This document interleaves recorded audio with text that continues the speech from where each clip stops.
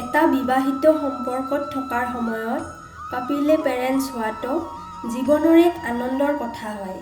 এইটো এই কাৰণেই কিয়নো সেই সময়ত তেওঁলোকে নে কেৱল নতুন দায়িত্বত বান্ধ খাই যায়, ইয়াৰ উপৰিও তেওঁলোকে এজনে আনজনক বুজি পোৱাৰ সুযোগ পায়। কিছুমান কাপিলে য'ত এইবোৰ দায়িত্ব বুজি পাই নিজৰ বৈবাহিক জীৱনটোত প্ৰয়োগ কৰি এজনে আনজনৰ সম্পৰ্কটোক আৰু মজবুত কৰে। আনফালে কিছুমানৰ জীৱনটো সম্পূৰ্ণৰূপে সলনি হৈ যায়। এনেকুৱা তেতিয়াই হয় যেতিয়া দুয়োজনৰ ভিতৰত কোনোবা এজনে সন্তানক লালন পালন কৰিবলৈ বেছি সময় অতিবাহিত কৰে। সেই সময়ছোৱাত নে কেৱল তেওঁলোকৰ সম্পৰ্কত প্ৰভাৱ পৰে, সিহঁতৰ ছেক্সুৱেল লাইফতো বহুত প্ৰভাৱ পৰে। সিহঁতে সেই সময়ত এইটো ফিলেই কৰিব নোৱাৰে। সময়ৰ অভাৱৰ বাবে সিহঁতৰ মাজত ফিজিকেল ইণ্টিমেচি নাথাকে বুলিয়েই ক'ব পাৰি, যাৰ বাবে সিহঁতৰ মাজত দূৰত্ব আহিবলৈ ধৰে। এই কথাবোৰ মই এনেয়ে কোৱা নাই। এই অনুভৱবোৰ 5জনী মহিলাইয়ে শ্বেয়াৰ কৰিছে। সিহঁতে মানিছে যে সন্তান অহাৰ পিছত সিহঁতৰ জীৱনটো বহুত সলনি হৈছে। মোৰ পৰিচয় হেৰাই গৈছে। 34 বছৰৰ অমৃতাই কয় যে মোৰ এজন ল'ৰা সন্তান জন্ম হোৱাৰ পিছত মই তাৰ যত্ন লোৱাত ইমান ব্যস্ত হৈ গৈছিলোঁ যে মই পাহৰিয়ে গৈছিলোঁ মই কোন। মোৰ সম্পূৰ্ণ সময়টো মোৰ ল'ৰাজনক যত্ন লওঁতেই পাৰ হৈ গৈছিল। মই তাৰ দিনটো সুন্দৰ কেনেকৈ হ'ব সেইটোৱে ভাবি থাকিছিলোঁ। মই তাক বহুত ভাল পাওঁ, কিন্তু সি অহাৰ পিছত লাহে লাহে মই নিজকে হেৰুৱাই পেলাইছিলোঁ। এইটো মোৰ স্বামীক একেবাৰেই ভাল নালাগিছিল, যাৰ বাবে আমাৰ মাজত প্ৰায় কাজিয়া হৈ থাকিছিল। আমি ডেটত যোৱা বন্ধ কৰি দিছিলোঁ।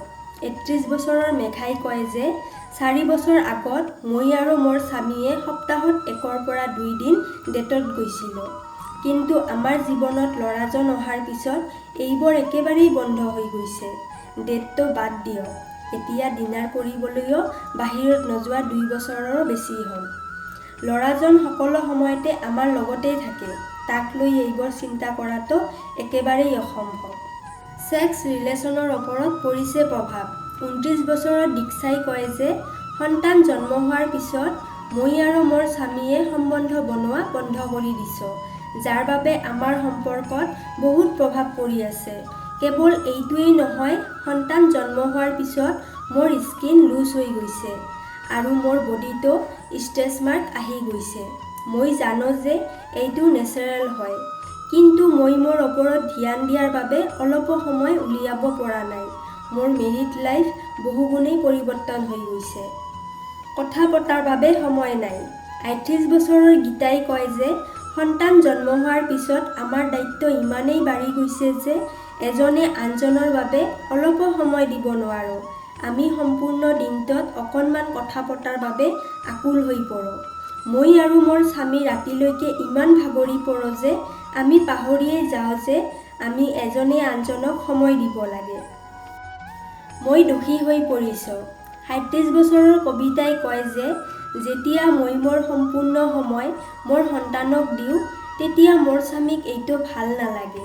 এইটো সঁচা যে সন্তান জন্ম হোৱাৰ পিছত মই মোৰ স্বামীক বেছি সময় দিব নোৱাৰোঁ, কিন্তু মোৰ এনেকুৱা নালাগে যে তেওঁ এইবোৰ কথাৰ বাবে মোক দোষী সজাওক। কোনোবা এনেকুৱা হ'ব লাগে যিটো তেওঁক ক'ব পাৰে যে সন্তান জন্ম হোৱাৰ পিছত স্বামী স্ত্ৰীৰ মাজৰ সম্পৰ্ক বহু সলনি হৈ যায়। কোনোবা এনেকুৱা হ'ব লাগে যিটো তেওঁক ক'ব পাৰে যে সন্তান জন্ম হোৱাৰ পিছত স্বামী স্ত্ৰীৰ মাজৰ বহুত বস্তু সলনি হৈ যায়। যদি এইবোৰ বস্তু নিজৰ মাজতেই সমাধান কৰিব পাৰি, তেন্তে সম্পৰ্ক আগৰ দৰেই ভাল থাকে। ফ্ৰেণ্ডছ, হয়তো আপোনালোকে ভিডিঅ'টো ভালদৰে বুজি পালে। যদি আপোনালোকৰ কিবা প্ৰশ্ন থাকে তেন্তে আপুনি কমেণ্ট কৰি জনাই দিব। তেতিয়াহ'লে আপোনালোকৰ ওচৰৰ পৰা বিদায় লৈছোঁ।